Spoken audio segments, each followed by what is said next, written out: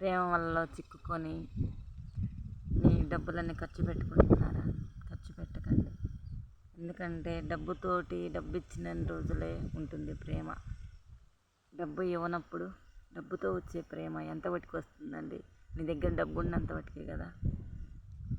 ప్రేమను డబ్బుతో కొనాలి అంటే ఎంతైనా సరే సరిపోదు కదా. డబ్బు వచ్చే ప్రేమ ఎన్ని రోజులు ఉండదు.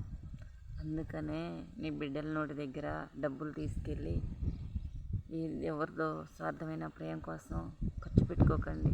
ఎందుకండి?